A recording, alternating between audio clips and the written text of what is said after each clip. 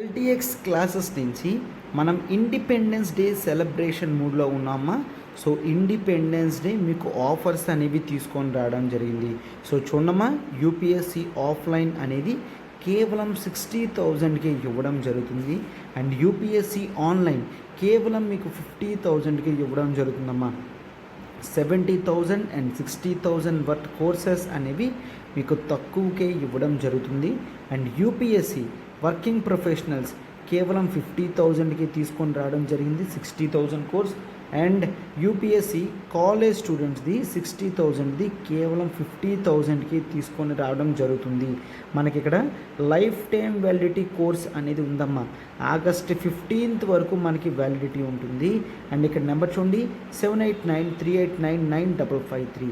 August 15th లోపల join అయితే UPSC offline తీసుకుంటే మీకు యూపీఎస్సి ఆన్లైన్ కంప్లీట్గా కాంప్లిమెంట్ కింద ఇవ్వడం జరుగుతుందమ్మా. So this is the high time. మన క్లాసెస్ మీకు ఎలా ఉంటాయో తెలుసు, ప్లస్ మనం లైఫ్ టైం వ్యాలిడిటీ ప్రొవైడ్ చేస్తున్నాం. అంటే మీరు క్లాసెస్ అనేవి ఎన్నిసార్లు అయినా వినడానికి మీకు అవకాశం అనేది ఉంటుంది. క్లియర్?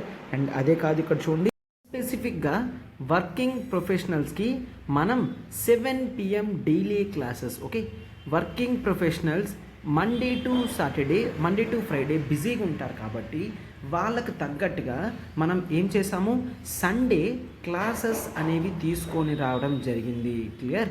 డైలీ 7 PM క్లాసెస్ అనేవి తీసుకొచ్చాం. అండ్ నెక్స్ట్ సండేస్ ఎక్స్క్లూజివ్గా 4 hours క్లాసెస్ తీసుకొచ్చాం. అంటే చూసారమ్మా, మీకు తగ్గట్టుగా డిజైన్ చేసి మీకు ప్రాపర్ మెంటార్షిప్ అండ్ గైడెన్స్ ఉండాలి అని ఒక డెడికేటెడ్ ఫ్యాకల్టీని కూడా అపాయింట్ చేసుకోవడం జరిగింది. క్లియర్? సో మీకు కొత్త బ్యాచెస్ ఆల్రెడీ స్టార్ట్ అయ్యి 5 days మాత్రమే అయ్యాయి. So you can start immediately. ఇంత గొప్ప ఫీజ్ స్ట్రక్చర్ అంతా కూడా కేవలం 50,000కే మనం పెట్టడం జరిగింది. అండ్ వ్యాలిడిటీ అనేది ఆగస్ట్ 15th వరకు మాత్రమేనమ్మా. 15th August వరకు మాత్రమే మనకి వ్యాలిడిటీ. అంటే ఎక్కువ రోజులు లేదు, మరొక 6 days మాత్రమే మనకి ఉన్నది. క్లియర్? 6 daysలో ఆఫర్ క్లోజ్ అవుతుందమ్మా. మీకు ఇది ఓకేలే ధీమాగా చేద్దాము అని అనుకుంటారు. బట్ 15th August తర్వాత అనవసరంగా 10,000 అనేది పెరుగుతుంది. ఎప్పుడు కూడా లాస్ట్ డే చేసుకుందామని కాదు, ఇమీడియట్గా చేసుకోవాలి మనం. ఫైన్. సో ఇక్కడ నెంబర్ చూడండి 7893899553. ప్రత్యూష మ్యామ్కి కాల్ చేసి మీకు ఇంకే విధమైన డౌట్స్ ఉన్నా కూడా అవన్నీ కూడా మీరు సాల్వ్ చేసుకొని మీరు వెంటనే కోర్సులో జాయిన్ అవ్వగలరు అన్నమాట. క్లియర్? సో ఎస్, దీని గురించి టోటల్గా మనం అంతా కూడా చూస్తాము. చూడండమ్మా, మనం ఇండిపెండెన్స్ డే సెలబ్రేషన్లో ఒక కొత్త ప్యాకేజ్ అండ్ ఎలిమెంట్ అనేది యాడ్ చేయడం జరిగింది. ఒక్కసారి మీరు అబ్జర్వ్ చేస్తే ఇప్పుడు మీకు ఆప్షనల్ ఇన్ఫినిటీలో కేవలం ఆప్షనల్స్ మాత్రమే కాదు, టెస్ట్ సిరీస్ వర్త్ 10,000. ఈ పక్కన పోస్టర్ ఉంది చూసారు, అది కూడా చెప్తాను చూడండి. టెస్ట్ సిరీస్ వర్త్ 10,000 కూడా మీకు ఈ 22,500లోనే ఇంక్లూడ్ అయి ఉంటుంది. క్లియర్? సో ఇక్కడ చూడండి 7893899553. ప్రత్యూష మ్యామ్కి కాల్ చేసి వెంటనే పూర్తి వివరాలు మీరు కనుక్కోగలరు. మనం ఆప్షనల్స్ ఏం ఆప్ట్ చేస్తున్నాం చూడండి.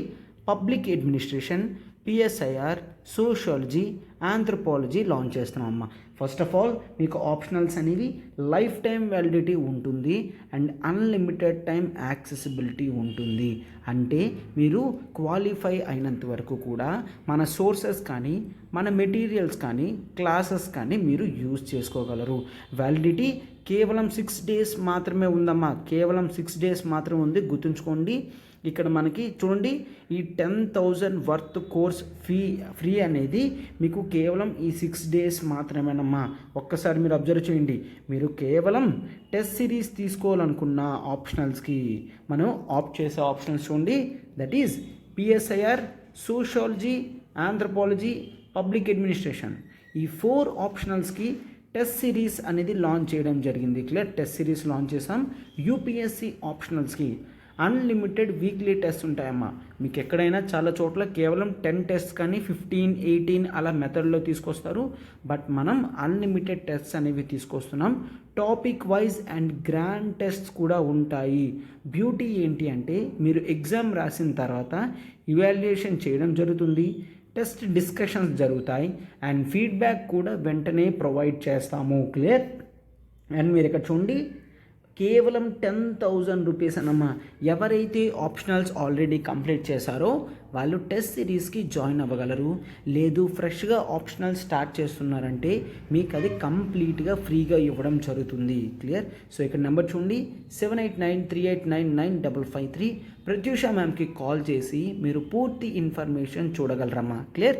సో ఇది చెప్తున్నాను చూడండి, ఎవరైతే కేవలం 6 డేసే ఉందమ్మా, కేవలం 6 డేస్ మాత్రమే ఉంది. డెడ్ లైన్ గుర్తుంచుకోండి, ఇది కంప్లీట్గా ఫ్రీ మీకు వస్తుంది. ఎవరైతే ఆప్షనల్ ఇన్ఫినిటీ తీసుకుంటారో టెస్ట్ సిరీస్ అందులోనే కలిపి వస్తాయి.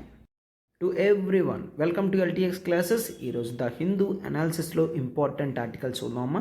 డేట్ 08/08/2022 ఆర్టికల్స్ అన్ని డిస్కస్ చేస్తుంది. This is Srinivas.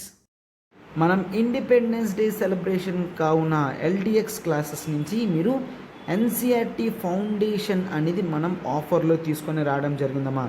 Life time validity ఉంటుంది. సో ఇక్కడ నెంబర్ చూడండి, 7893899553. ఈ నెంబర్కి కాల్ చేయగలరు. 15,000 రూపీస్ వర్త్ కోర్స్ కేవలం 10,000 రూపీస్కే మీకు ఇవ్వడం జరుగుతుంది. అండ్ వ్యాలిడిటీ అనేది 15th ఆగస్ట్ వరకు ఉన్నమా. 15th ఆగస్ట్ వరకు ఆఫర్ ఉంది. లైఫ్ టైం వ్యాలిడిటీ కాబట్టి మీకు మరింత బెనిఫిట్ అనేది దొరుకుతుంది ఇక్కడ. క్లియర్? ఎన్సీఆర్టీ అనేది ఎంత ఇంపార్టెంటో మీకు కూడా తెలుసు. అటువంటి ఇంపార్టెంట్ కోర్స్ అనేది మనం చాలా నీట్గా డీటెయిల్డ్గా లైన్ టు లైన్ డిస్కస్ చేయడం జరిగింది. సో ఇది మీకు మంచి ఆపర్చునిటీ అమ్మ, టాపిక్స్ అనేవి నీట్గా నేర్చుకోవడానికి. అండ్ ఒక్కసారి చూడండి, ఆప్షనల్ ఇన్ఫినిటీ అనేది మనం ఇక్కడ ప్రొవైడ్ చేస్తున్నాం. 1 course unlimited access to all the optionals అనేవి ప్రొవైడ్ చేస్తున్నాం. లైవ్ ప్లస్ రికార్డెడ్ క్లాసెస్ అనేది మనం ఆఫర్ చేస్తున్నామా. చూడండి, కేవలం 30,000ది 22,500 ఇన్స్టాంట్ డిస్కౌంట్ అనేది ఇవ్వడం జరుగుతుంది. అండ్ ఆప్షనల్ ఎంత క్రూషియల్లో మీకు తెలుసమ్మా.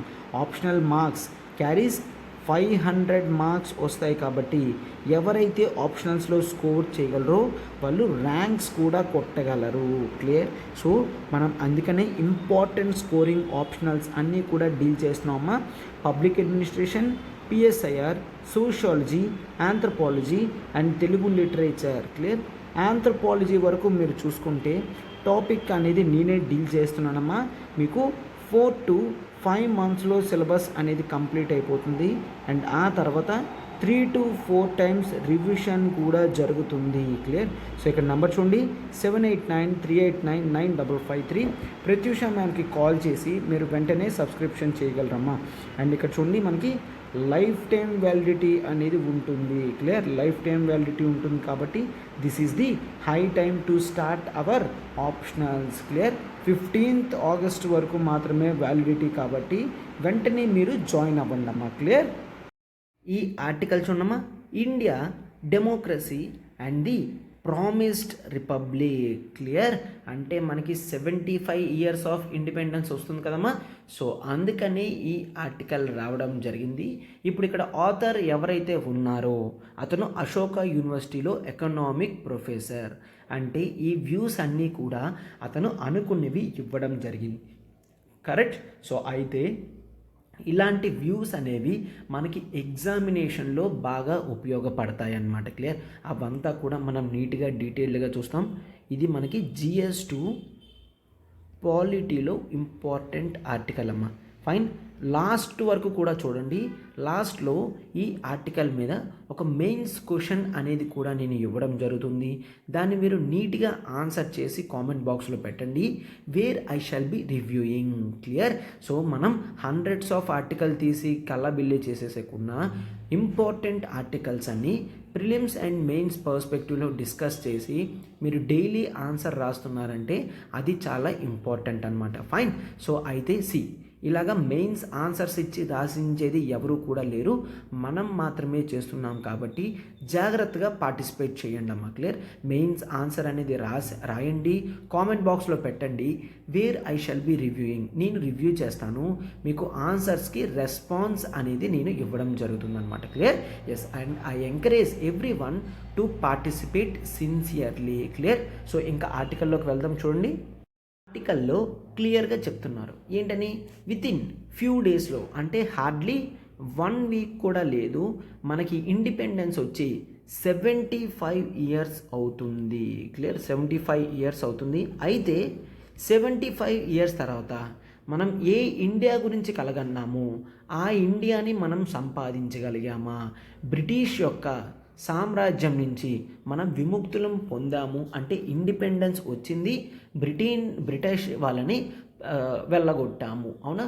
సో ఇటువంటి టైంలో మనం జనరల్గా ఎంతవరకు కూడా ఇండియా ఎగ్జిస్టెన్స్ అనేది వరల్డ్ లెవెల్లో తీసుకొని రాగలిగాము అని చెప్తున్నారనమాట. అయితే చాలామంది ఎవరైతే దీనికి సపోర్ట్ చేస్తారో ఏం చెప్తున్నారు, ఇండియా అనేది గ్రేట్, ఎందుకు బ్రిటిష్ వెళ్ళిపోయిన తర్వాత కూడా తన స్టెబిలిటీని చూపించుకున్నది. బట్ చాలా కంట్రీస్లో అలా అవ్వలేదు. ఇఫ్ యు టేక్ ఇరాక్ ఆ ఏరియా కంట్రీస్ చూసుకుంటే, సిరియా కానీ ఏమైంది, స్టెబిలిటీ అనేది లేదు. ఇన్స్టెబిలిటీ అంటే రాజకీయ నాయకులు అంటే రాజకీయం ఆర్ గవర్నమెంట్ అనేది సుస్థిరంగా ఉండట్లేదు, చేంజ్ అవుతూ ఉంటుంది. ఆ స్టెబిలిటీ అనేది జనరల్గా ఇండియాలో ఉన్నది కాబట్టి ఇండియా గ్రేట్ అని చెప్తున్నారు. అయితే మీరు చెప్పండి, కేవలం స్టేబుల్గా ఉండడం వలన ఇండియా గొప్పదిగా సాధించిందా? అవునా? ఒకసారి మీరు కూడా కామెంట్ బాక్స్లో పెట్టండమా ఏంటని. ఇండియా కేవలం స్టేబుల్గా ఉండడం వలన తను గొప్పదే చేసింది అంటే లాస్ట్ 75 ఇయర్స్లో కేవలం స్టెబిలిటీ గురించి మాత్రమే పోరాడామా? మనకి ఇండిపెండెన్స్ వచ్చేసరికి ఎటువంటి ప్రాబ్లమ్స్ ఉన్నాయి అవన్నీ మనం సాల్వ్ చేసుకోగలిగామా లేదా కూడా చూడాలి. క్లియర్. ఇది ఎడిటోరియల్ ఆర్టికల్ కాబట్టి క్వశ్చన్స్ అండ్ ఆన్సర్ ఫార్మాట్లో పెట్టుకుంటే మీరు కూడా ఆన్సర్స్లో ఎగ్జామ్లో రాయగలరు అనమాట. క్లియర్. సో అయితే చాలామంది ఏం చెప్తున్నారు, ఎస్ అఫ్ కోర్స్ స్టెబిలిటీ మాత్రమే కాదు, కొంతవరకు కూడా ఎకనామిక్ టర్మ్స్లో కూడా ఇండియా బాగానే పర్ఫామ్ చేసింది అంతే. క్లియర్. సూపర్ డూపర్గా చేయలేదు, కేవలం ఎకనామిక్ టర్మ్స్లో కూడా బాగానే చేసింది. బట్ ఇంతవరకు కూడా ఏ విషయంకి వచ్చినా కూడా ఇండియా ఖచ్చితంగా తన డెమోక్రటిక్ ప్రిన్సిపల్స్నే పాటిస్తుంది. అంటే డెమోక్రసీ అనేది ఇండియాలో బాగానే సర్వైవ్ అయ్యింది అని చెప్తాం. దీనికి ఖచ్చితంగా మనం గర్వించదగినదే అని చెప్తున్నారనమాట. క్లియర్. సో అయితే ఈ ఐడియా ఆఫ్ డెమోక్రసీ అనేది ఏ విధంగా సాటిస్ఫై అవుతుంది? ఆఫ్కోర్స్ నీకు ప్రజలకి ఓటు హక్కు ఇచ్చానంటే దాంతో అది కంప్లీట్ అయినట్టు కాదు. గవర్నమెంట్ అనేది ఏ విధంగా రూల్ అవ్వాలి, గవర్నమెంట్ బై డిస్కషన్ అంటే ఏంటి, నువ్వు ప్రజలకు ఏం చెయ్యాలో గవర్నమెంట్గా ప్రజల్నే అడిగి తెలుసుకోవాలి. అందుకే గవర్నమెంట్ బై డిస్కషన్ అని అంటున్నారు. ఇది రూల్ కింద తీసుకొని రావాలి. ఇప్పటి వరకు గవర్నమెంట్ ఏం చేస్తుంది, కేవలం తన వరకు మాత్రమే తన రూల్స్ అవి చూసుకుంటుంది తప్ప కొత్తవి ఏమీ కూడా చేయడం లేదు. దాన్నే గవర్నమెంట్ బై డిస్కషన్ అని అంటాము. క్లియర్. సో అయితే గవర్నమెంట్ బై డిస్కషన్ ఎప్పుడైతే జరుగుతుందో ఇంపార్టెంట్ గవర్నెన్స్ ఇష్యూ అనేది పెరుగుతుంది. ఏంటది? That is participatory. Clear. Participatory approach అనేది వీళ్ళు ఫాలో అవుతారు. క్లియర్. ఎస్. అయితే పార్టిసిపేటరీ అప్రోచ్ నువ్వు ఎప్పుడైతే ఫాలో అవుతావో గవర్నమెంట్ బై డిస్కషన్ అనేది ఉంటుంది. ఈ పార్టిసిపేటరీ అంటే ఏంటి, ప్రజలని వాళ్ళు పాలసీస్ మేకింగ్లో వాటిలో యాడ్ చేయాలి అని చూస్తాం. వాళ్ళని యాడ్ చేసినప్పుడు మాత్రమే ప్రజలకి ఒక నమ్మకం కలుగుతుంది, అప్పుడే వాళ్ళు సాటిస్ఫై అవ్వగలరు అని చూస్తాం. పార్టిసిపేషన్ అనేది చాలా ఇంపార్టెంట్. ఆ పార్టిసిపేషన్ రావాలంటే ఫస్ట్ మనం ఏం చేయాలి, ఆథర్ కొన్ని చెప్తున్నారు. First of all empower the individuals. అంటే పార్టిసిపేషన్ రావాలి అంటే ఉన్న వ్యక్తులను నువ్వు ఎంపవర్ చేయగలగాలి. ఎంపవర్ అంటే వాళ్ళని వాళ్ళ రైట్స్ గురించి వాళ్ళకి తెలిసేటట్టు, వాళ్ళ హక్కులు వాళ్ళ బాధ్యతలు గుర్తు చేసేటట్టు మనం ఏదైనా చేస్తే దాన్ని ఎంపవరింగ్ అని అంటాము. అంటే వాళ్ళకంటూ ఒక పవర్ ఇవ్వడం. గవర్నమెంట్ ఏదైనా మిస్టేక్ చేస్తే వెంటనే చూపించే కెపాసిటీ అనేది ప్రజలకి ఇస్తేనే ఎంపవర్ ది ఇండివిజువల్ అని అంటాము. క్లియర్? ఈ పార్టిసిపేషన్ ఏదైతే ఉందో అది ఎప్పుడు సాటిస్ఫై అవుతుందమ్మా? ఇటువంటి ఇండివిజువల్స్ని ఎంపవర్ చేసినప్పుడే. క్లియర్? సో అయితే 75 ఇయర్స్ అయిపోయినందుకు మనం ఆలోచించగలగాలి ఎంత అడ్వాన్స్మెంట్ ఆఫ్ హ్యూమన్ డెవలప్మెంట్ మనం చేసుకోగలిగాము. Clear? Advancement of human development of course science and టెక్నాలజీలో చేస్తున్నారు, బట్ హ్యూమన్ డెవలప్మెంట్లో మనం ఎంతవరకు పైకి రాగలిగాము? ఎందుకు ఈ సైన్స్ అండ్ టెక్నాలజీ అంతా కూడా ప్రతి ఒక్కరికి వాళ్ళ అవసరాలు తీర్చడానికి మాత్రమే, కానీ కేవలం కొంతమంది అవసరాలు తీర్చడానికి కాదు కదమ్మా, అవునా? సో అందుకని హ్యూమన్ డెవలప్మెంట్ అడ్వాన్స్మెంట్ అనేది ఎంతవరకు వచ్చింది? ఇందులో ఏమొస్తాయి? ప్రజలకి హాస్పిటల్స్ ఉంటున్నాయా? ప్రజలకి శానిటేషన్ అవైలబుల్గా ఉంటుందా? ప్రజలకి హౌసెస్ ఉంటున్నాయా? ఇవన్నీ కూడా మనం అడ్వాన్స్మెంట్ ఆఫ్ హ్యూమన్ డెవలప్మెంట్లో చూస్తాము. క్లియర్? అయితే ఎకానమీ పరంగా చూస్తే as an ecosystem human development అనేది జరుగుతుంది. క్లియర్? అయితే ఎకనామికల్గా చూసుకుంటే అప్పట్లో ఉన్న తలసరి ఆదాయం అంటే per capita GDP, per capita income అని అంటాము. అంటే తలసరి ఆదాయం అనేది అప్పటి నుంచి పెరుగుతుంది. సో దాన్ని చూసి మనం ఏదో గర్వంగా ఫీల్ అవ్వకూడదు. మనం ఎక్కడ బాగా సంపాదించుకోవాలి? That is in principles of democracy. Democratic principles అనేవి ఇండియాలో సాటిస్ఫై అవుతున్నాయా లేదా చూడాలి అన్నమాట. క్లియర్? ఇదంతా కూడా జవహర్లాల్ నెహ్రూ గారి మెసేజ్లో మనం చూస్తాము. ఏంటి? ఆగస్ట్ 15, 1947న జవహర్లాల్ నెహ్రూ గారు ఇండిపెండెన్స్ వచ్చిన సందర్భంగా tryst with the destiny speech అనేది ఇవ్వడం జరిగింది. క్లియర్? ఏ స్పీచ్ అమ్మా? దాన్ని పాపులర్గా ట్రైస్ట్ విత్ డెస్టినీ అంటే డెస్టినీ అంటే విధి. క్లియర్? సో అయితే ముందు ఏదైతే వస్తుందో దానితో మనం ట్రైస్ట్ విత్ అంటే దాన్ని కలుపుకొని మనం కష్టపడుతూ దాన్ని తీసుకొని వెళ్ళాలి. నెక్స్ట్ ఏ విధంగా ఉంటుందో తెలీదు. ఇన్ని రోజులు బ్రిటిష్ వాళ్ళు పరిపాలించేవారు, మన చేతుల్లోకి పరిపాలన అనేది వచ్చింది. సో మనం ఖచ్చితంగా విధితో పోరాటం చేస్తూ మనం ముందుకు వెళ్ళగలగాలి. Tryst with destiny speech of Jawaharlal Nehru garu independence టైంలో చూస్తాం. అయితే ఇక్కడ క్లియర్గా అతను చెప్తున్నారనమాట. క్లియర్? ఏమని? మనం ఎక్కడికి వెళ్ళినా ఏది సంపాదించాలనుకున్నా ఫస్ట్ ఆఫ్ ఆల్ అది దేని గురించి అవ్వాలి? To bring freedom. ప్రజలకి ఫ్రీడమ్, స్వేచ్ఛను తీసుకొని రావడానికే. అండ్ ఆ తర్వాత ఆపర్చునిటీ టు కామన్ మ్యాన్. ఎవరైనా రిచ్ పీపుల్కి, చదువుకున్న వాళ్ళకి ఆపర్చునిటీస్ వస్తాయి, బట్ ఆపర్చునిటీస్ అనేవి ఒక కామన్ మ్యాన్కి వచ్చినప్పుడు మాత్రమే అది మనం చూడగలము. ఆపర్చునిటీ టు కామన్ మ్యాన్ అని చూస్తాము.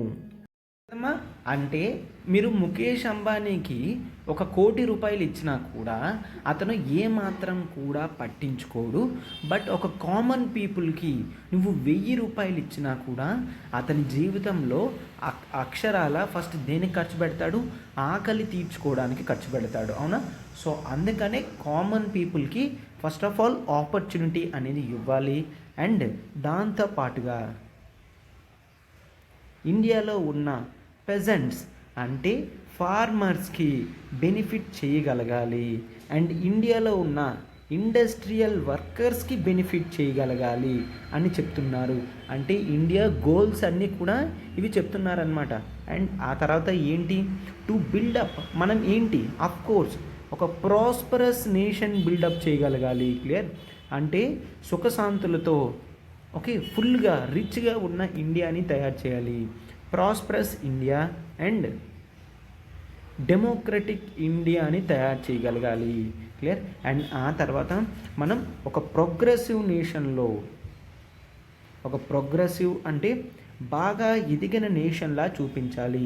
ఎప్పుడు మనం ప్రోగ్రెస్ అవుతాము? ఎప్పుడు అంటే సొసైటీలో ప్రజలకి కావాల్సిన సోషల్ జస్టిస్ చేసినప్పుడు, ఎకనామిక్ జస్టిస్ చేసినప్పుడు, పొలిటికల్ జస్టిస్ చేసినప్పుడు. Political justice, social justice, economic justice అంటే ఏంటమ్మా? సోషల్ జస్టిస్ అంటే సొసైటీలో ఏవైతే కాస్ట్ రూపంలో డిఫరెన్సెస్ ఉన్నాయో అవన్నీ తగ్గించగలగాలి. ఎకనామిక్ జస్టిస్ అంటే ఏంటమ్మా? ఎకానమీ పరంగా సొసైటీలో ఏవైతే డిఫరెన్సెస్ ఉన్నాయో అవన్నీ తగ్గించగలగాలి. పొలిటికల్ జస్టిస్ అంటే ఏంటమ్మా? కొంతమంది మాత్రమే నాయకులుగా అవుతున్నారు. అంటే ఒక ఎలక్షన్లో పార్టిసిపేట్ చేయాలి అంటే ముందు అందరూ ఏమని చూస్తున్నారు? నీకు ఎన్ని లక్షలు ఖర్చు పెట్టగలవు, ఎన్ని కోట్లు ఖర్చు పెట్టగలవు అని మాత్రమే చూస్తారు తప్ప ఇంకేమీ కాదు. అవునా? సో ఒక ప్రోగ్రెసివ్ నేషన్ అవ్వాలి అంటే అలాంటివేమీ లేకుండా అందరికీ అవకాశం ఉండేటట్టు ఉండాలి అని చెప్తున్నారు. And at last we have to kill ఏంటి? We have to kill the poverty అనే భూతాన్ని తరిమేయాలి. క్లియర్? అండ్ ఆ తర్వాత ప్రజల యొక్క ఇగ్నోరెన్స్ని పోగొట్టాలి. ఫైన్. ప్రజల యొక్క ఇగ్నోరెన్స్ని పోగొడతాం. అండ్ ఆ తర్వాత ప్రజలు డిసీజెస్, ప్రజలకి ఆరోగ్యవంతులుగా అంటే లిటరేచర్ పెంచాలి, లిటరసీ పెంచాలి. అండ్ ఆ తర్వాత డిసీజెస్ కూడా మనం తగ్గించగలగాలి ప్రజలకి. అప్పుడే మనం అనుకున్న ఇండియాని సాటిస్ఫై అవ్వగలము అని చెప్తున్నారనమాట. క్లియర్? అండ్ ఆ తర్వాత ఇంకేం చెప్తున్నారో ఒక్కసారి చూడండమ్మా. ఇంతవరకు కూడా అర్థమైంది అని అనుకుంటున్నాను. అర్థమవుతుంది కదమ్మా? ఒక ఎగ్జామ్లో క్వశ్చన్ ఇస్తే దాన్ని ఏ విధంగా సమాధానం రాయాలంటే ఇంత నీట్గా ఆర్డర్డ్ వైజ్లో ఆర్టికల్ పెట్టడం జరిగింది. దాన్ని మనం నీట్గా అనలైజ్ చేస్తున్నాము. సో మీరు కూడా క్రిటికల్గా ఆలోచిస్తూ ఆన్సర్ అనేది పెట్టడానికి ట్రై చేయండి. దీని మీద మెయిన్స్ క్వశ్చన్ అనేది నేను లాస్ట్లో ఇస్తాను. నెక్స్ట్ ఆథర్ కూడా ఏమంటున్నారంటే distant goal of opportunity. Distant goal అంటే ఆథర్ ఇక్కడ first of all 75 years back independence వచ్చినప్పుడు ఉన్నాయో ఇప్పటికీ అవే పరిస్థితులు ఉన్నట్టుగా ఉన్నాయి అని చెప్తున్నారు. Clear? So distant goal of opportunities అంటే నెహ్రూ గారు స్పీచ్ ఇచ్చినప్పుడే క్లియర్గా చెప్పారు. మనకి ఇండియాకి చాలా ఛాలెంజెస్ అంటే ప్రాబ్లమ్స్ అనేవి ఉన్నాయి. అతని స్పీచ్లో క్లియర్గా అతను ఏం చెప్తున్నారంటే కాన్స్టిట్యూయెంట్ అసెంబ్లీలో ఎంతమంది పొలిటికల్ రిప్రజెంటేటివ్స్ కరెక్ట్గా ఇండియాలో మ్యాక్సిమం పీపుల్ని రిప్రజెంటేషన్ చేయగలిగారు అంటే ఉమెన్ ఎంతమంది ఉన్నారు, ఎస్సీ ఎంతమంది ఉన్నారు, ఎస్టీ ఎంతమంది ఉన్నారు, అన్టచబుల్స్ నుంచి ఎంతమంది ఉన్నారు, ట్రైబల్ పీపుల్ నుంచి ఎంతమంది ఉన్నారు, వాళ్ళందరూ కూడా చాలా తక్కువ మంది మాత్రమే కాన్స్టిట్యూయెంట్ అసెంబ్లీ అంటే రాజ్యాంగాన్ని తయారు చేసినప్పుడు పెట్టిన అసెంబ్లీని దాన్నే మనం ఏమంటాము? కాన్స్టిట్యూయెంట్ అసెంబ్లీ అని అంటాము. క్లియర్? సో దాంట్లో ఎంతమంది ఉన్నారు? ఎంతమంది కూడా లేరు. అప్పుడే నెహ్రూ గారు అనుకున్నారు ఏంటి? ఇండియా ఇండిపెండెన్స్ వచ్చిన తర్వాత ఆ విధంగా ఉండకూడదు, చాలామందికి అవకాశం రావాలి అని అంటున్నారనమాట. క్లియర్? అయితే క్లియర్గా ఒక ఎకనామిక్ పాయింట్ ఆఫ్ వ్యూలో చూస్తే సొసైటీ అనేది చాలా క్లియర్గా లేయర్స్ కింద డివైడ్ అయ్యింది. లేయర్స్. ఆ లేయర్స్ ఏంటమ్మా? First of all first layer అనేది కాస్ట్ బేసిస్ మీద, సొసైటీ అనేది కాస్ట్ బేసిస్ మీద కొట్టుకుంటుంది. క్లియర్? అండ్ ఆ తర్వాత సొసైటీ అనేది జెండర్ బేసిస్ మీద కొట్టుకుంటుంది. కాస్ట్ బేసిస్ మీద ఏం చేస్తున్నారు? They are actually putting the things అంటే ఏంటి? నువ్వు ఆ కాస్ట్, నేను ఈ కాస్ట్ అని. జెండర్ బేసిస్ మీద ఇన్ఈక్వాలిటీ అనేది ఈ రోజుటికి కూడా ఉందన్నమాట. ఎందుకు? మీరు ప్రతి సోషల్ గ్రూప్, ప్రతి కాస్ట్ గ్రూప్లో చూసినప్పటికీ కూడా మేల్స్ ఎక్కువ ఉంటే ఉమెన్ తక్కువగానే ఉన్నారు, మేల్స్ కూడా తక్కువ ఉన్నారంటే ఉమెన్ పరిస్థితి అనేది చాలా దయనీయంగా మారిపోయింది అని చెప్తున్నారనమాట. క్లియర్? సో జెండర్ ఇష్యూస్లో ఫస్ట్ చూడాల్సింది ఎంపవరింగ్ ఉమెన్ అని చూస్తాం. అది జరగలేదు. ఎందుకంటే ఇప్పటికీ కూడా చాలామంది లెస్ నరిష్డ్ అంటే వాళ్ళు న్యూట్రిషన్ కెపాసిటీస్ అనేవి లేవు.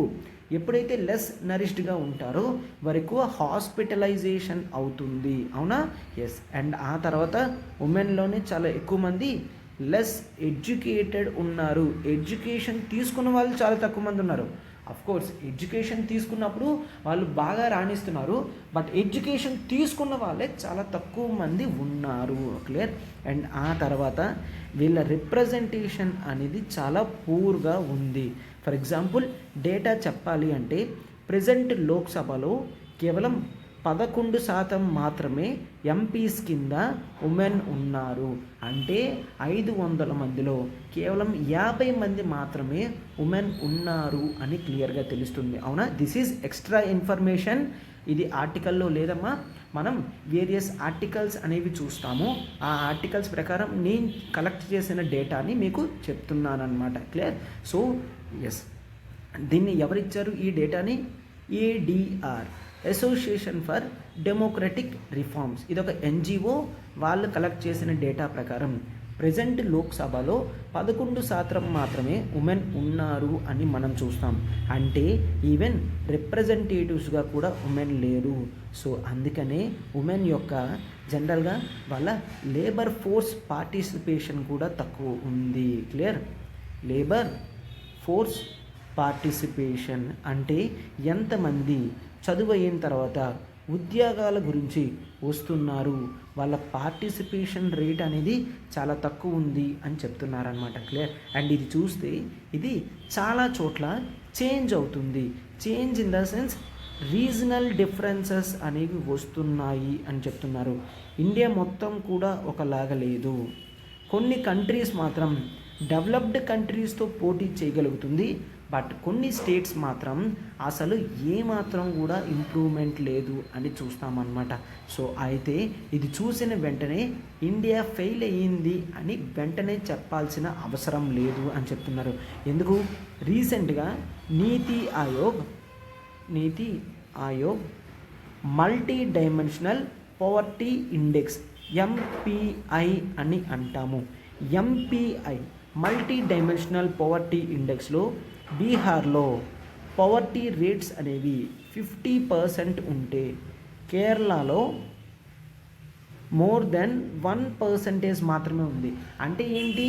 కేరళ డెవలప్డ్ కంట్రీస్తో సమానంగా డెవలప్మెంట్ అనేది చేయగలిగింది, బట్ బీహార్లో మాత్రం చాలా తక్కువ ఉంది. దీనికి ఆన్సర్ ఏంటో మీరే చెప్పాలి. ఎందుకంటే ఇండియా మొత్తం కూడా పొలిటికల్ డెమోక్రసీ కానీ, ఎకనామిక్ డెమోక్రసీ కానీ, సోషల్ డెమోక్రసీ కానీ గవర్నమెంట్ ఒకలాగే పాటిస్తుంది. అయినప్పటికీ కూడా ఈ చేంజెస్ అనేవి ఎందుకు వస్తున్నాయో ప్రజలే ఆలోచించాలి అని చెప్తున్నారనమాట. క్లియర్? సో మెనీ ఇన్స్టిట్యూషన్స్ వస్తున్నాయి, డెమోక్రసీ కూడా సొసైటీలో ఉంది. సో ప్రాపర్ సోషల్ స్ట్రక్చర్ని మనం పెట్టుకుంటేనే అంటే అంత మాత్రం ఈ కేరళ స్టేట్స్లో ప్రాబ్లమ్స్ అని అసలు లేవు అని కాదు. ఎందుకు? మీరు ఈ 2 స్టేట్స్ కేరళ కానీ తమిళనాడు కానీ, క్లియర్, కేరళ కానీ తమిళనాడు కానీ చూస్తే వాళ్ళు ఈ డెవలప్మెంట్ ఇండైసెస్లో బాగా పర్ఫామ్ చేస్తున్నారు. బట్ ఇప్పటికీ కూడా ఆ స్టేట్స్లో ప్యాట్రియార్కీ అనేది ఉన్నది. సార్ ప్యాట్రియార్కీ అంటే ఏంటి? ప్యాట్రియార్కీ అంటే మేల్ డామినెంట్ సొసైటీ. అంటే సొసైటీలో మేల్ మాత్రమే గొప్ప అని చెప్పుకొని తిరిగే సొసైటీ. అంటే as a role of father, as a role of brother, as a role of husband, ఇవి మాత్రమే హైలైట్ చేయడం జరుగుతుంది. దాన్నే ప్యాట్రియార్కల్ సొసైటీ అని అంటాం.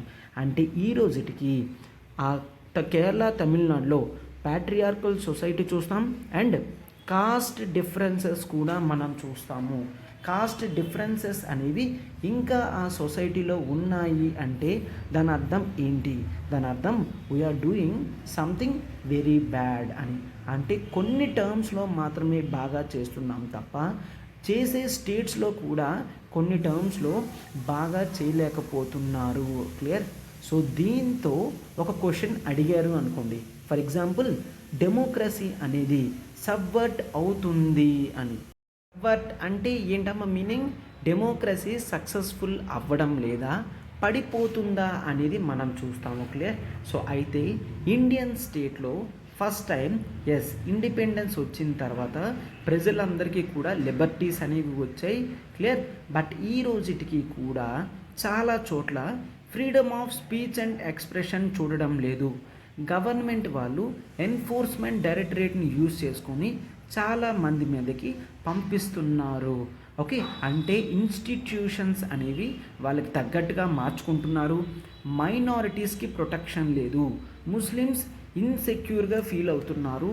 అండ్ చాలా వరకు చట్టాలను ఏవైతే ఉన్నాయో ఆ లాస్ని ఒక వెపన్స్ లాగా అపోజిషన్ మీదకి యూజ్ చేస్తున్నారు. క్లియర్. లాస్ని వెపన్స్ లాగా యూజ్ చేస్తున్నారు అని చెప్తున్నారనమాట. క్లియర్. సో అయితే ఇక్కడ ఒక ఆర్టికల్లోని ఆథర్ ఏం చెప్తున్నారంటే ఇండిపెండెన్స్ వచ్చిన తర్వాత నెహ్రూ గారు అగ్రికల్చర్ మీద అంత కాన్సన్ట్రేషన్ చేయలేదు. క్లియర్. అంటే ఒకసారి జాగ్రత్తగా చూడండి, అగ్రికల్చర్ మీద కాన్సన్ట్రేషన్ చేయలేదు. ఎందుకు? అగ్రికల్చర్ని నెహ్రూ గారు ఏమనుకున్నారంటే మనం సంవత్సరాల కొద్దీ చేస్తున్నాం కదా, దీని మీద కాన్సన్ట్రేషన్ అవసరం లేదు, దానంతటా అవి గ్రో అయిపోతాయి, అంటే సెల్ఫ్గా గ్రో అవుతాయి అని వదిలేశారు. బట్ ఇమీడియట్లీ మనం ఏం చూసాం? ఫెమైన్ కండిషన్స్ కానీ అండ్ లాస్ ఆఫ్ ఫుడ్ లేకపోవడం కానీ అండ్ హంగర్ కూడా వెంటనే చూడడం జరిగింది. సేమ్ ఇలానే కూడా డెమోక్రసీ విషయంలో ఉంటే స్టార్టింగ్ డెమోక్రసీ ఇండిపెండెన్స్ వచ్చిన తర్వాత మనం కాన్స్టిట్యూషన్లో వాళ్ళకి రైట్స్ అవి ఇచ్చేసాం కదా, వాళ్ళే ఇంకా చూసుకుంటారు అని వదిలేస్తే అప్పుడు చాలా మిస్టేక్స్ అవుతాయి అని ఆర్టికల్లో వస్తుందన్నమాట. అంటే ఏంటి? డెమోక్రసీని సెల్ఫ్గా అది గ్రో అవుతుంది అని వదలకూడదు, దాన్ని నర్చర్ చెయ్యాలి. నర్చర్ అంటే ఏంటి? జాగ్రత్తగా కాపాడుకుంటూ రావాలి. దాన్ని ఎప్పుడైతే కాపాడుకుంటూ వస్తామో అప్పుడే అది గ్రో అవుతుంది. తర్వాత చూడండి అమ్మా, హంగర్ అయిన తర్వాత మనం ఏం చేసాం? గ్రీన్ రెవల్యూషన్ అని ఎక్స్ట్రా కాన్సన్ట్రేషన్ చేసాము. దాంతో మనం హంగర్ నుంచి దేశానికి ప్రొడ్యూస్ చేసే స్టేజ్కి కాదు, ప్రపంచానికి ప్రొడ్యూస్ చేసే స్టేజ్కి వెళ్ళగలిగాం. అలానే డెమోక్రసీని కూడా బాగా నర్చర్ చేయగలిగితే మన డెమోక్రసీ అనేది ఎలా వెళ్తుంది? చాలా స్పీడ్గా వెళ్తుంది అని చూస్తాము. డెమోక్రసీ అనేది నర్చర్ అవుతుంది అని మనం చూస్తాం. క్లియర్. సో ఇదే విధంగా ఇక్కడ గ్రీన్ రెవల్యూషన్ యాక్ట్ చేసింది. అటువంటి గ్రీన్ రెవల్యూషన్ ఇక్కడ ఏముండాలి అంటే ప్రజలు విజిలెన్స్ అండ్ పార్టిసిపేషన్ ఉండాలి. విజిలెన్స్ అంటే ఏంటి సార్? ప్రజలు గవర్నమెంట్ ఏం చేస్తుందో కనిపెడుతూ ఉండాలి, అబ్జర్వ్ చేస్తూ ఉండాలి. అండ్ ప్రజల యొక్క పార్టిసిపేషన్ కావాలి అన్నప్పుడు వాళ్ళ పార్టిసిపేషన్ కూడా కన్ఫామ్గా ఉండాలి. అప్పుడే మనకి డెమోక్రసీ అనేది సర్వైవ్ అవుతుంది.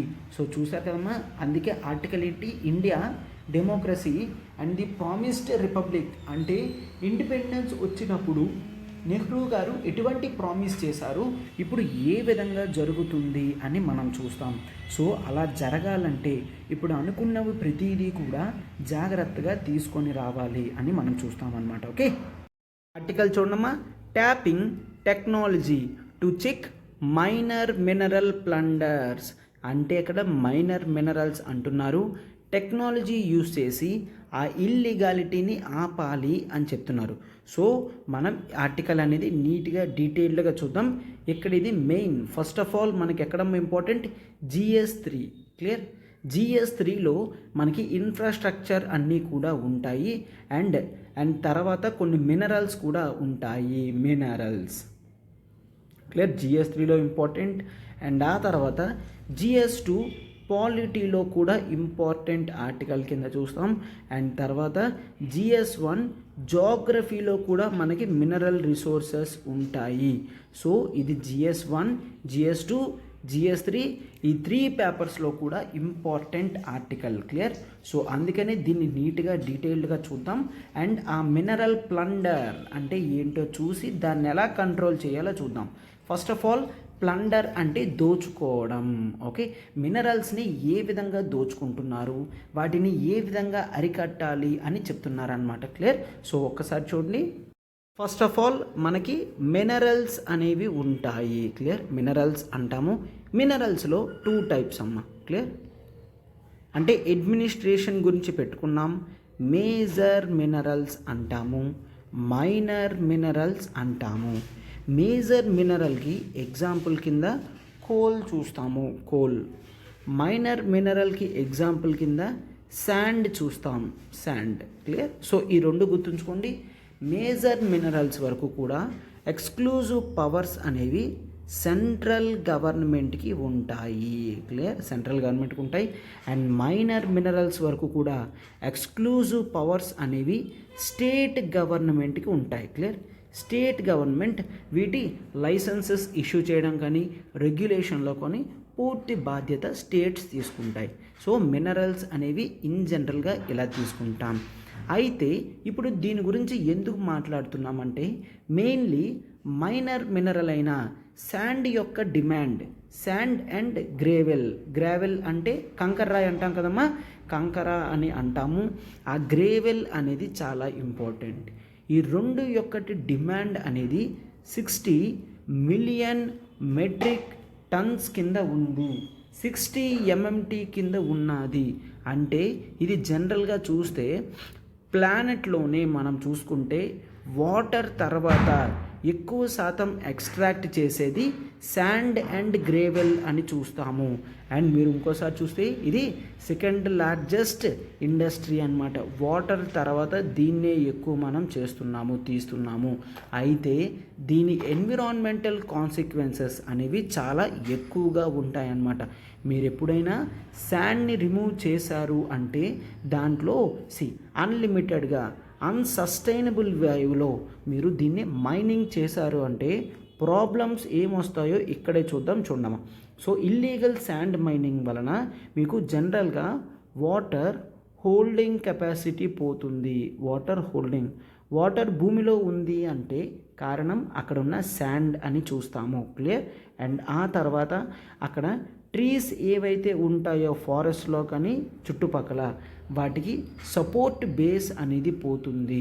ఎందుకు? మీరు వాటి రూట్ సిస్టమ్ చూస్తే కిందన శాండ్లోనే ఉంటుంది కాబట్టి అది ఇంపార్టెంట్ కింద చూస్తాము. అండ్ ఆ తర్వాత వాటర్ రీఛార్జ్ లెవెల్స్ కూడా తగ్గిపోతాయి.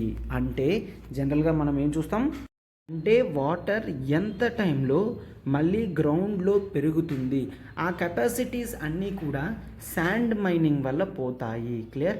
అండ్ ఆ తర్వాత మెయిన్లీ న్యాచురల్ బ్యూటీ, ఆ ఎన్విరాన్మెంట్ యొక్క న్యాచురల్ బ్యూటీ అనేది లాస్ అవుతుంది. క్లియర్? సో ఈ ప్రాబ్లమ్స్ అన్నీ కూడా శాండ్ వల్ల ఉన్నాయన్నమాట.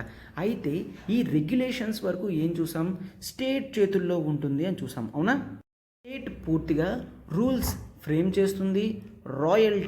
రాయల్టీ అంటే శాండ్ మైనింగ్ చేసినందుకు శాండ్ స్టేట్ గవర్నమెంట్ కాబట్టి కొంత అమౌంట్ అనేది ఏదైతే గవర్నమెంట్కి పే చేస్తామో స్టేట్ గవర్నమెంట్ది దాన్నే రాయల్టీ అని అంటాము. క్లియర్? ఆ ఎన్ఫోర్స్మెంట్ రూల్స్ కానీ అన్నీ కూడా స్టేట్ గవర్నమెంట్స్కి వదిలేశారు. స్టేట్ గవర్నమెంట్ తిన్నగా రూల్స్ అవి చేయకపోవడంతో లాస్ అనేది వస్తుంది. ఫర్ ఎగ్జాంపుల్ చూడండి, ఎన్విరాన్మెంట్ ఇంపాక్ట్ అసెస్మెంట్ అని అంటాం. అంటే ఒక ప్రోగ్రాం వల్ల ఎన్విరాన్మెంట్లో ఎంత లాస్ వస్తుందో చెక్ చేస్తే దాన్ని ఎన్విరాన్మెంట్ ఇంపాక్ట్ అసెస్మెంట్ అంటాం. ఆ environment impact assessment notification rules 1994 and 2006 చూస్తే కేవలం ఏం చెప్తున్నారు? 5 హెక్టేర్స్ కన్నా ఎక్కువ ఉన్న ప్లేసెస్లో మైనింగ్ చేస్తే కంపల్సరీగా లైసెన్స్ తీసుకోవాలి అని చెప్తున్నారు. అండ్ దాంట్లో ఎన్విరాన్మెంటల్ క్లియరెన్స్ అనేది కేవలం 5 హెక్టేర్లు దాటిన తర్వాత మాత్రమే మ్యాండేటరీ చేశారు. బట్ ఇది సుప్రీంకోర్టు తీసుకొని 5 హెక్టేర్ల తర్వాతే లాస్ వస్తుందా, ముందు కూడా లాస్ వస్తుంది కదా అని క్యాన్సిల్ చేసి ఏం చెప్పారు? ఖచ్చితంగా 5 హెక్టేర్ల కన్నా తక్కువ ఉన్నా కూడా ఖచ్చితంగా ఎన్విరాన్మెంటల్ క్లియరెన్స్ తీసుకోవాలి అని చెప్పండి అని మినిస్ట్రీ ఆఫ్ ఎన్విరాన్మెంట్కి 2010లో ఆర్డర్స్ వేయడం జరిగింది. దానికి అనుగుణంగా 2016లో ఎన్విరాన్మెంట్ ఇంపాక్ట్ అసెస్మెంట్ అమెండ్మెంట్ చేసి ఈవెన్ 5 హెక్టేర్స్ కన్నా తక్కువ ఉన్నా కూడా ఎన్విరాన్మెంటల్ క్లియరెన్స్ అనేది అడిగారు. క్లియర్. అండ్ ఈ అమెండ్మెంట్స్తో 2 బాడీస్ వచ్చాయి. క్లియర్. ఒకటి environmental impact assessment authority. Clear. ఎక్కడ? డిస్ట్రిక్ట్ లెవెల్లో district environmental impact assessment authority ఒకటి. అండ్ ఆ తర్వాత ఎక్స్పర్ట్ అప్రైజల్ కమిటీ. క్లియర్. ఇది కూడా డిస్ట్రిక్ట్ లెవెల్లోనే district expert appraisal committee. Appraisal అంటే ఏంటి? ప్రాపర్గా రూల్స్ అవి ఫాలో అవుతున్నాయా లేదా, ఎక్కడైనా ఇల్లీగల్ శాండ్ మాఫియా జరుగుతుందా అనేది చూస్తారు. అయితే ఈ రెండిటి రివ్యూ ప్రకారం environmental impact assessment authority and ఆ తర్వాత environment district expert appraisal committee, ఈ 2 రిపోర్టులు చూస్తే మీరు కొన్ని స్టేట్స్ లైక్ గుజరాత్ కానీ, యూపీ కానీ, కర్ణాటక కానీ, తమిళనాడు చూసుకుంటే డేకి 50 ప్రాజెక్టుల వరకు యాక్సెప్ట్ చేస్తున్నారు. అండ్ రిలక్టెన్స్ రేట్ అంటే ఎన్ని ప్రాజెక్టులు ఒప్పుకోవట్లేదు, కేవలం 1% పర్మిషన్స్ మాత్రమే ఇవ్వట్లేదు. అంటే ఒక 100 మంది అప్లై చేస్తే 99 మందికి యాక్సెప్ట్ చేసేస్తున్నారు, కేవలం ఒక్కరికి మాత్రమే యాక్సెప్ట్ చేయడం లేదు. అంటే దాని క్లియరెన్స్ రేట్ ఎక్కువ ఉంది, అంటే సంథింగ్ ఇల్లీగల్ అండ్ కరప్షన్ జరుగుతుంది అని మనం చూడగలం. క్లియర్. అండ్ అది ఎంతవరకు ఉంది అంటే ఎగ్జాంపుల్ కింద చెప్తున్నారు చూడమ్మా.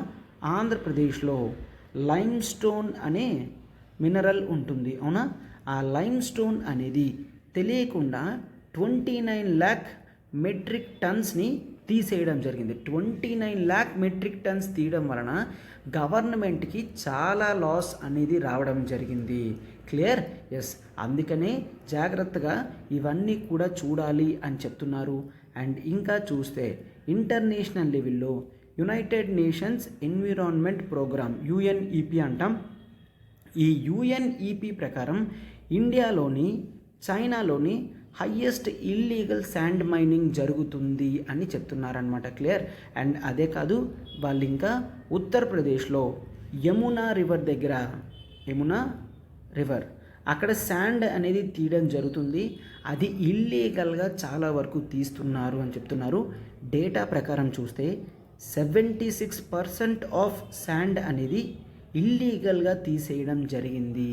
సో దీంతో లాసెస్ అనేది ఎన్విరాన్మెంట్కే కాదు స్టేట్కి కూడా వస్తుంది.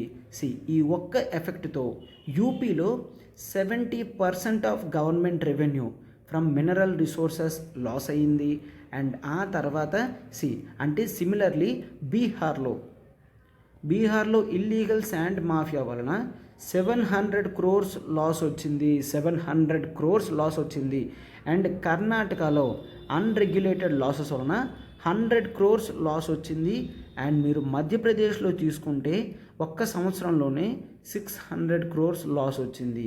ఈ డేటా అనేది కాస్త ఇంపార్టెంట్ అమ్మా మీరు ప్రొజెక్ట్ చేయడానికి. క్లియర్. సో అర్థమైందా? అంటే ఎంత లాస్ ఉంది సార్, ఇంత లాస్ అయితే సుప్రీంకోర్టు పట్టించుకోలేదా? సుప్రీంకోర్టు చాలాసార్లు చెప్తున్నా కూడా స్టేట్స్ వాటిని ఇంప్లిమెంటేషన్ చేయడంలో చాలా డిలే చూపిస్తున్నారు. సో వాటన్నిటికీ ఒకటే ఆన్సర్, నథింగ్ బట్ టెక్నాలజీ అనేది యూజ్ చేయాలి. క్లియర్. మీరు డ్రోన్స్తో ఎప్పటికప్పుడు వీటన్నిటిని పర్యవేక్షిస్తుంటే అప్పుడు లాసెస్ అనేవి రావు. కావాలంటే శాటిలైట్ మ్యాప్స్ కూడా తీసుకోండి. క్లియర్. శాటిలైట్ మ్యాప్స్ అనేవి తీసుకోండి. రిపోర్ట్స్ ప్రకారం చూసినా కూడా ఎంత శాండ్ మైనింగ్ జరుగుతుందో తెలుస్తుంది. అందుకే ఆథర్ ఏం చెప్తున్నారు, డ్రోన్స్ యూజ్ చేయండి, ఇంటర్నెట్ ఆఫ్ థింగ్స్ యూజ్ చేయండి, GPS డేటాని యూజ్ చేయండి, రేడియో ఫ్రీక్వెన్సీ లొకేటర్స్ని అంటే మన లొకేషన్ ఎక్కడుందో తెలుస్తుంది, అవి లారీస్కి అటాచ్ చేయండి.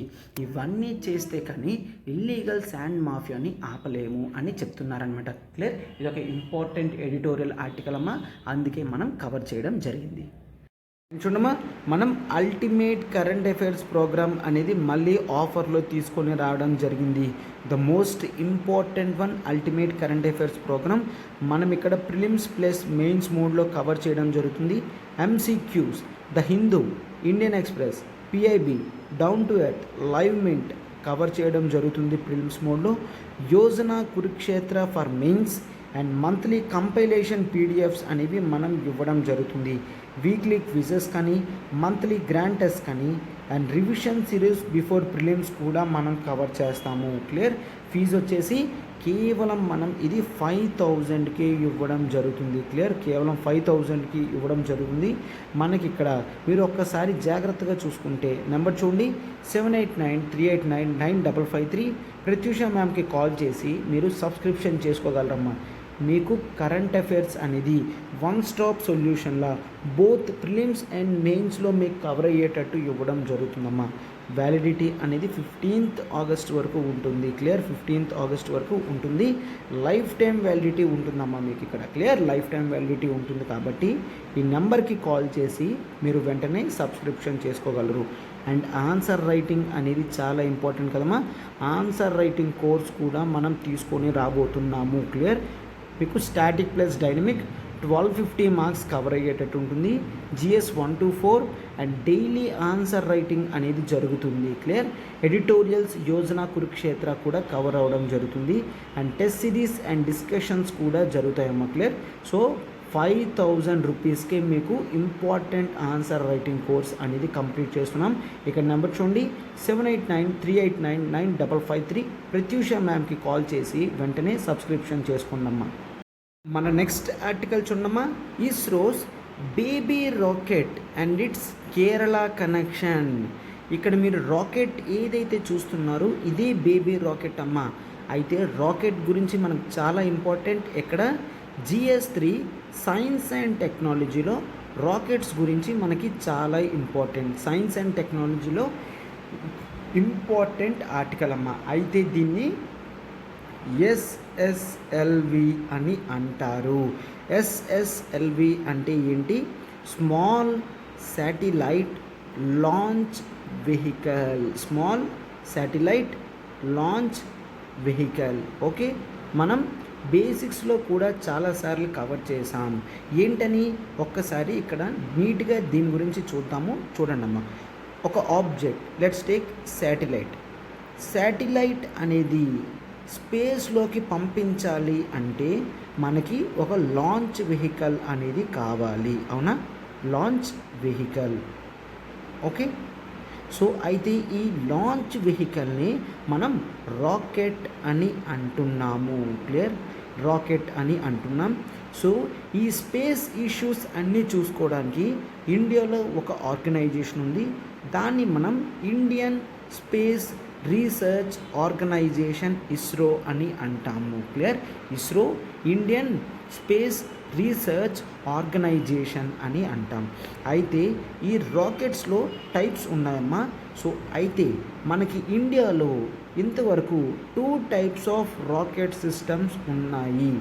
ఒకటి PSLV, మరొకటి GSLV.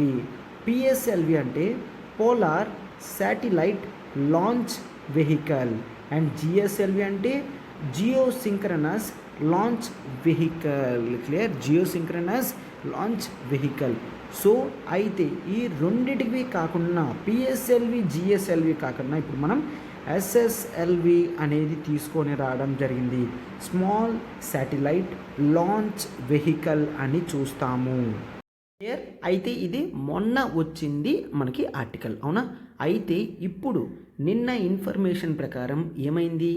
SSLV తనకున్న శాటిలైట్స్ని రాంగ్ ఆర్బిట్లో పెట్టడం జరిగింది. అండ్ ఇప్పుడు దానివల్ల ఎటువంటి ప్రయోజనం కూడా ఉండదు, నాట్ యూజబుల్ అని తీసుకొచ్చారనమాట. క్లియర్. సో అయితే ఇప్పుడు ఇదంతా చూసారు కదా. ఇప్పుడు ఈరోజు ఆర్టికల్లో ఫస్ట్ మనం ఏం చూస్తాం? First of all baby rocket connections ఇవన్నీ చూసిన తర్వాత ఫెయిల్యూర్ గల కారణం, వాళ్ళు ఏమని చెప్పారో ఏంటో పూర్తిగా తెలుసుకుందాం. ఓకేనా? సో ఇంకెందుకమ్మా లేట్, ఒకసారి మనం ఆర్టికల్లోకి వెళ్దాం. చూడండి. ఓకే. అయితే అప్పట్లో స్టార్టింగ్ మనం ఇనీషియల్ స్టేజ్లో ఉన్నప్పుడు SSLVనే మనం లాంచ్ చేయడం జరిగింది. ఎప్పుడమ్మా? 1960sలో. క్లియర్.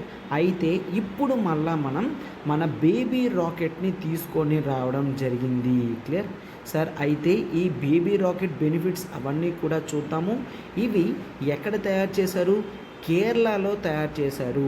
అందుకే ఆర్టికల్ అనేది కేరళ కనెక్షన్ అని ఉంది. క్లియర్. ఇస్రో యొక్క మెయిన్ ఈ రాకెట్స్ అవి ఎక్కడ తయారు చేస్తారు? That organization is called VSSC, అంటే Vikram Sarabhai. Clear.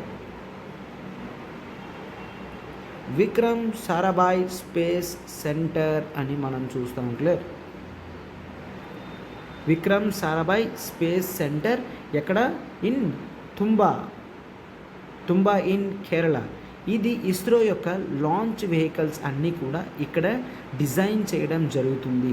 They are responsible for design and development.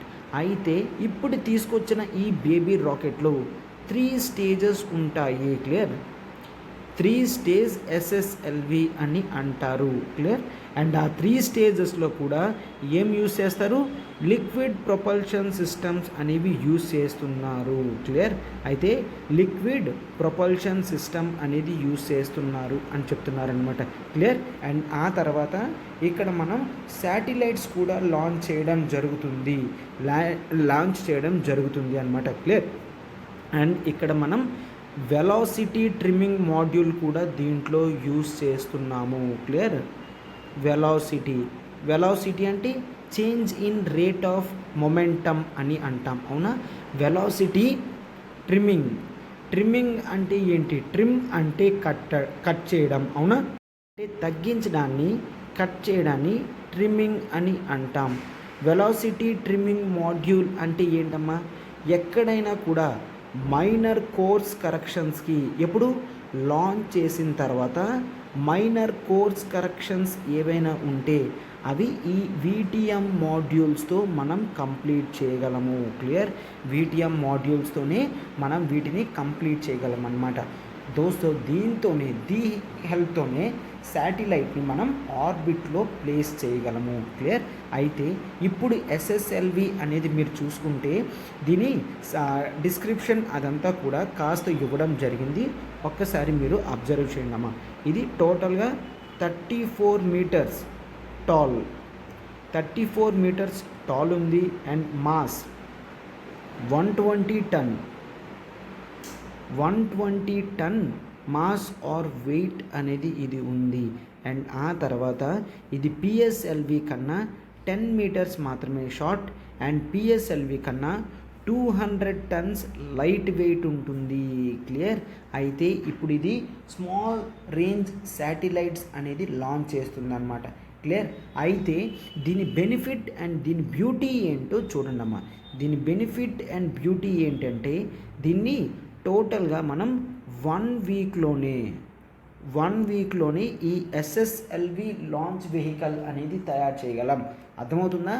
1 వీక్లోనే వీటిని అసెంబుల్ చేసి ఇంటిగ్రేట్ చేయగలం. అది ఒక పిఎస్ఎల్వి మనం ఇంటిగ్రేట్ చేయాలంటే అట్లీస్ట్ 1.5 month అనేది పడుతుంది. క్లియర్. 1.5 month టైం అనేది మనకి పడుతుంది. బట్ ఇక్కడ మాత్రం 1 వీక్లోనే చేయగలం. పిఎస్ఎల్వి జిఎస్ఎల్వి చేయాలన్నా ఈ టైం పడుతుంది. సో 1 వీక్ అనేది చాలా వెరీ షార్ట్ అమౌంట్ ఆఫ్ టైంలో దీన్ని సాధించగలుగుతున్నాం. అందుకే దీన్ని ఏమని చెప్తున్నారు? Launch on demand vehicle. Launch on demand అంటే ఎప్పుడు డిమాండ్ వస్తే, అంటే ఎప్పుడు అవసరమైతే అప్పుడు వెంటనే దీన్ని తయారు చేసే స్టేజ్లో మనం ఉంటున్నామన్నమాట. క్లియర్. అయితే దీంతో ఆల్రెడీ కోర్స్ దీని అడ్వాంటేజ్ కూడా ఉంటుంది. ఏంటి? లిక్విడ్ ప్రొపల్షన్ మాత్రమే కాదు, ఈవెన్ సాలిడ్ ప్రొపల్షన్స్ కూడా దీన్ని మనం తయారు చేస్తాం. అండ్ సాలిడ్ ప్రొపల్షన్సే ఎక్కువ యూస్ చేస్తాం. సార్ సాలిడ్ ప్రొపల్షన్స్ అంటే ఏంటి? ఫ్యూయల్ అనేది సాలిడ్ స్టేజ్లోనే ఉంచి దీన్ని యూస్ చేస్తాము. క్లియర్. సాలిడ్ స్టేజ్లోనే ఉంచి దీన్ని యూస్ చేస్తామన్నమాట. క్లియర్. అయితే సో చూసారు కదమ్మా. సో ఈ బేబీ రాకెట్ యొక్క బెనిఫిట్స్ అనేవి అలా ఉన్నాయి. క్లియర్. అయితే ఒక్కసారి మీరు దీంట్లో క్లియర్గా చూడండమ్మా. మనం దీని అడ్వాంటేజెస్ కూడా ఒక్కసారి చూద్దాము. Clear. Advantages of baby rocket. Advantages ఏంటమ్మా? మనం కోర్స్ ఎకానమీలో దీన్ని ప్రొడ్యూస్ చేయొచ్చు. అవునా? చాలా తక్కువ అమౌంట్తో దీన్ని ప్రొడ్యూస్ చేస్తున్నాం కాబట్టి రాకెట్స్ అనేవి ఈజీగానే మనం యూస్ చేయగలం. ఓకే, ఎకానమీ బెనిఫిట్ ఉంది. అండ్ ఆ తర్వాత టర్న్ అరౌండ్ టైం కూడా తక్కువ ఉంది. టర్న్ అరౌండ్ టైం అంటే దీన్ని 1 వీక్లో ఇంటిగ్రేట్ చేస్తున్నాం కదా, దాన్ని టర్న్ అరౌండ్ టైం అని అంటారు. అదొక అడ్వాంటేజ్ మనకుంది. అండ్ ఆ తర్వాత మనం స్పేస్ డెబ్రీ అనేది చాలా తక్కువ క్రియేట్ చేస్తాం. ఎందుకు?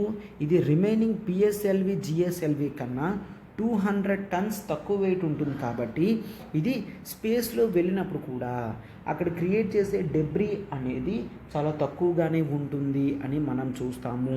Clear? And yes, and small శాటిలైట్స్కి ఇది పర్ఫెక్ట్ థింగ్ అనమాట. స్మాల్ శాటిలైట్స్కి పర్ఫెక్ట్ థింగ్ అంటే ఏంటి? స్మాల్ శాటిలైట్స్ అనేవి మనం పిఎస్ఎల్వి జిఎస్ఎల్విలో పెడితే ఇంపార్టెంట్ శాటిలైట్స్కి మనకు టైం వేస్ట్ అవుతుంది. లేదు అంటే ఈ స్మాల్ శాటిలైట్స్ అనేవి ఈజీగా long time without sending into the space మిగిలిపోతాయి. అండ్ దీంతో మనం ఏంటి, ఫారెన్ మార్కెట్ని కూడా అట్రాక్ట్ చేయొచ్చు. ఫారెన్ మార్కెట్ ఎందుకమ్మా ఫారెన్ మార్కెట్ని అట్రాక్ట్ చేయొచ్చు అని చెప్తున్నాం? ఫారెన్లో లాంచ్ కాస్ట్స్ అనేవి చాలా ఎక్కువ ఉంటాయి కాబట్టి మనం ఈ ఎస్ఎస్ఎల్విని తయారు చేస్తే ఫారెన్ వాళ్ళు మనకి వాళ్ళ శాటిలైట్స్ అనేవి లాంచ్ చేయమని ఇవ్వడం జరుగుతుంది. సో దీంతో మనకి రిసోర్సెస్ కూడా పెరుగుతాయి. క్లియర్? అండ్ ఆ తర్వాత small satellite launch vehicles create చేస్తే దానికి కావాల్సిన టెక్నాలజీ అదంతా కూడా తక్కువలోనే దొరుకుతుంది కాబట్టి మనకి ప్రైవేట్ పీపుల్ యొక్క ఎంట్రన్స్ కూడా మనం ఎక్స్పెక్ట్ చేయగలం. ప్రైవేట్ పీపుల్ ఎంట్రన్స్ ఎప్పుడైతే ఎక్స్పెక్ట్ చేస్తామో అక్కడి నుంచి మనకి రీసెర్చ్ అండ్ డెవలప్మెంట్ అనేది పెరుగుతుంది. రీసెర్చ్ అండ్ డెవలప్మెంట్ ఎప్పుడైతే పెరుగుతుందో మనకి కాస్ట్స్ అనేవి మరింత తగ్గుతుంది. క్లియర్? ఒక శాటిలైట్ లాంచ్ చేసినప్పుడు 70% ఆఫ్ కాస్ట్ అనేది లాంచ్ వెహికల్ మీదే ఉంటుంది కాబట్టి సో ఇటువంటి చిన్న వెహికల్స్ అప్పుడు చాలా తక్కువ కాస్ట్తో చేయగలం మనం చూస్తామన్నమాట. Clear? All these are advantages. And India ISRO మంచి ప్రయత్నంలో ఉంది. ఇటువంటి ఎస్ఎస్ఎల్విస్ అనేవి మనకి లాంగ్ టైంలో చాలా ఇంపార్టెన్స్ వస్తాయి. ఎందుకంటే ఫ్యూచర్లో కొన్ని శాటిలైట్స్ అనేవి అర్జెంటుగా లాంచ్ చేయాల్సి వస్తుంది. సో అలాంటప్పుడు ఎస్ఎస్ఎల్విస్ని మనం యూజ్ చేయగలం. So this is the great థింగ్గా మనం చూస్తామన్నమాట. అయితే దాని అడ్వాంటేజెస్ అవన్నీ కూడా చూసాం కదమ్మా. ఇప్పుడు మనం ఏం చూస్తాం, అసలు ఆ రాకెట్ ఫెయిల్ అవ్వడానికి గల కారణం అండ్ దేన్ని చూసి అది ఫెయిల్యూర్ అని అంటున్నారు. ఎందుకు అంటే తన ఆర్బిట్లో పెట్టలేకపోయింది. ఆర్బిట్ అంటే ఏంటి? ఆర్బిట్ అనేది ఒక ఇమాజినరీ లైన్ అని వాడుతాము. క్లియర్? Imaginary line. ఈ ఇమాజినరీ లైన్ ఏంటి అంటే జనరల్గా ఏ ఆబ్జెక్ట్నైనా ఆర్బిట్లో పెట్టగలిగితే అది ఎర్త్ చుట్టూ, ట్రీట్ దిస్ యాజ్ ఎర్త్ చుట్టూ కూడా ఆ ఆబ్జెక్ట్ అనేది తిరుగుతుంది. దాన్నే ఆర్బిట్ అని అంటాము. ఆర్బిట్లో 2 టైప్స్ ఉంటాయమ్మా. క్లియర్? ఫస్ట్ వన్ దాన్ని ఏమంటాము? సర్క్యులర్ ఆర్బిట్ అంటే సర్కిల్గా ఉంటుంది ఎర్త్ చుట్టూ, దాన్ని సర్క్యులర్ ఆర్బిట్ అని అంటాం. మరొకటి ఎలిప్టికల్ ఆర్బిట్. ఎలిప్టికల్ అంటే ఏంటి? ఎలిప్టికల్ అంటే కాస్త కర్వ్ అనేది వస్తే దాన్ని ఎలిప్టికల్ ఆర్బిట్ అని అంటాము. అంటే కర్వ్ చిన్నది బెండ్ ఎక్కడైనా వచ్చి సర్కిల్ షేప్లో లేకపోతే దాన్ని ఎలిప్టికల్ ఆర్బిట్ అని అంటాము. సర్కిల్ షేప్లో ఉంది అంటే దాన్ని సర్క్యులర్ ఆర్బిట్ అని అంటాము. ఇప్పుడు మనం రిలీజ్ చేసిన ఎస్ఎస్ఎల్వి ఎక్కడ పెట్టాలి? సర్క్యులర్ ఆర్బిట్లో పెట్టాల్సింది ఎలిప్టికల్ ఆర్బిట్లో పెట్టింది. క్లియర్? సో అందుకని ఇది ఒక ఫెయిల్యూర్ కింద మనం చూస్తామన్నమాట. అండ్ ఇది మేడన్ ఫ్లైట్ అంటే ఇదేమని చూస్తాం? వెరీ ఫస్ట్ ఫ్లైట్ అన్నమాట. ఈ టైంలో ఎస్ఎస్ఎల్వి D1 కింద తీసుకొని రావడం జరిగింది. D1 అంటే అఫ్కోర్స్ డెమాన్స్ట్రేషన్ 1 అని, బట్ జనరల్గా దీంతో ఆల్రెడీ శాటిలైట్స్ అనేవి లాంచ్ చేయడం జరిగింది. సార్ ఇందులో శాటిలైట్స్ ఏం లాంచ్ చేశారు? ఇందులో మనం ఒక earth observational satellite EOS. Okay, so EOS two అని స్టార్ట్ చేసాం. ఈఓఎస్ అంటే earth observational satellite. Earth observational satellite అంటాం. ఎర్త్ అబ్జర్వేషనల్ శాటిలైట్ ఏదైతే ఉందో అది ఎర్త్ని అబ్జర్వ్ చేస్తుంది, తగిన ఇన్ఫర్మేషన్ని పంపిస్తుంది అనమాట. Actually this is an experimental optical remote sensing satellite. Clear? Optical remote sensing. Remote అంటే డిస్టెన్స్ నుంచి రిమోట్ సెన్సింగ్ అనేది చేస్తారు. డిస్టెన్స్ నుంచి ఎర్త్ని అబ్జర్వ్ చేస్తే దాన్ని రిమోట్ సెన్సింగ్ శాటిలైట్ అంటాం. విత్ హై రిజల్యూషన్ అంటే మంచి పిక్చర్స్, ఫోటోగ్రాఫ్స్తో క్లియర్గా తీసుకొచ్చింది అని చూస్తామన్నమాట. క్లియర్? సో అయితే ఇది ఇమేజింగ్ శాటిలైట్. ఈఓఎస్ అనేది ఒక మైక్రో శాటిలైట్. ఎందుకు? ఎస్ఎస్ఎల్వి అనేది చిన్నది. సో దాంట్లో చిన్న శాటిలైట్సే పడతాయి కాబట్టి దీన్ని మైక్రో షేప్లో చాలా చిన్నది చేసాం. అందుకే దీన్ని మైక్రో సిరీస్ శాటిలైట్లో పెట్టడం జరుగుతుంది. Clear? Micro series satellite. And ఇదే కాదు, దీంట్లో ఏం పంపించాం? ఆజాదీ శాట్ని పంపించాం. అయితే దీంట్లో యాక్చువల్లీ ఇవన్నీ కూడా 8 kgs. ఇది ఒక 8 kgs పేలోడ్. అంటే దీన్ని అంతటికి కూడా ఒక ఆబ్జెక్ట్ కింద తయారు చేసి దాంట్లో చిన్న చిన్న శాటిలైట్స్ అనేవి 75 చిన్న డిఫరెంట్ పేలోడ్స్ అనేవి పెట్టి వాటన్నిటినీ ఒక శాటిలైట్ కింద తయారు చేసి ఆజాదీ శాట్ కింద దాన్ని లాంచ్ చేశాం. సార్ 75 చిన్నవా అంటే దాని వెయిట్ ఎంత ఉంటుంది? ఒక్కొక్క దాని వెయిట్ కేవలం 50 grams మాత్రమే. క్లియర్? అర్థమవుతుందమ్మా? 50 grams ఆఫ్ శాటిలైట్స్ అనేవి తయారు చేయడం జరిగింది. దీంట్లో ఇండియాలో నలుమూలల నుంచి చాలామంది పంపించారు.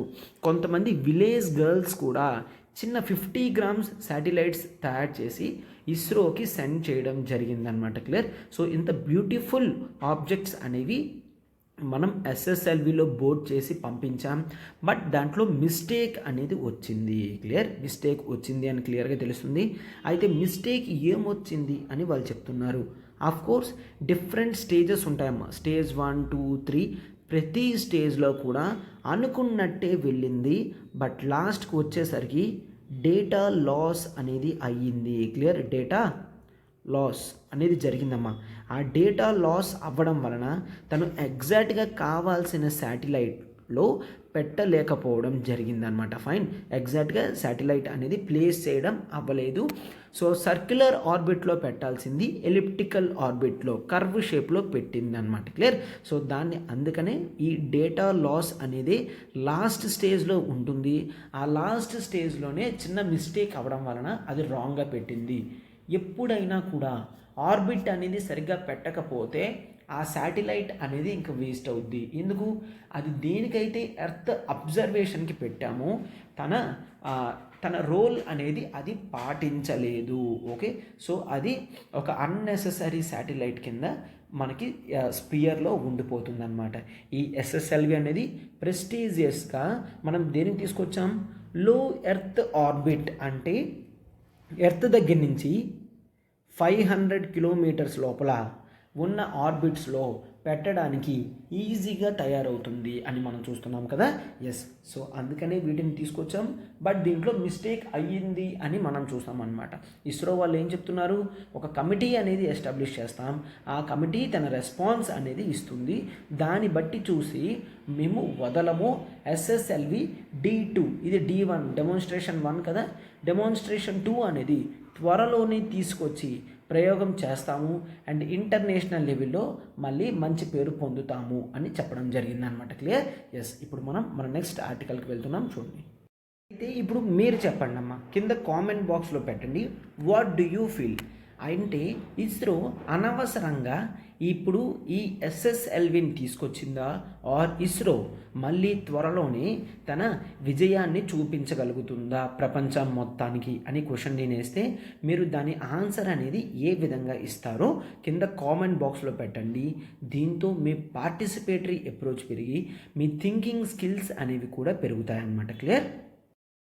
మీకందరికీ కూడా మోటివేషన్ ఉండడానికి, పార్టిసిపేషన్ ఉండడానికి మనం క్వశ్చన్స్ అవి ఇక్కడ ఇవ్వడం జరుగుతుంది. క్లియర్? అయితే ఇప్పుడు ప్రిలిమ్స్ క్వశ్చన్ చూడమ్మా. Consider the following statements. దీని ఆన్సర్ అనేది మీరు కింద కామెంట్ బాక్స్లో పెట్టండి. Consider the following statements. Clear? Consider the following statements. Option 1, minor మినరల్స్కి ఎక్స్క్లూజివ్ పవర్ అనేది, స్టేట్స్కే ఉన్నది. క్లియర్? స్టేట్స్కే ఉన్నది. క్లియర్? సో స్టేట్మెంట్ 1, మైనర్ మినరల్స్కి ఎక్స్క్లూజివ్ పవర్ స్టేట్స్కి ఉన్నది. Statement B, limestone comes under minor mineral. Clear? ఈ ఆన్సర్ అనేది మీరు పెట్టండి అమ్మా. ఆప్షన్స్ ఏంటి అంటే ఓన్లీ 1, ఓన్లీ 2, బోత్, నన్. సో ఆప్షన్స్ అనేవి మీరు పెట్టండి. క్లియర్? ఓన్లీ 1, ఓన్లీ 2, బోత్, నన్న ఆన్సర్ అనేది పెట్టండి. అండ్ ఒక మెయిన్స్ పర్స్పెక్టివ్లో క్వశ్చన్ చూడండి అమ్మా. క్వశ్చన్ ఏంటి అంటే స్టిల్ 75 years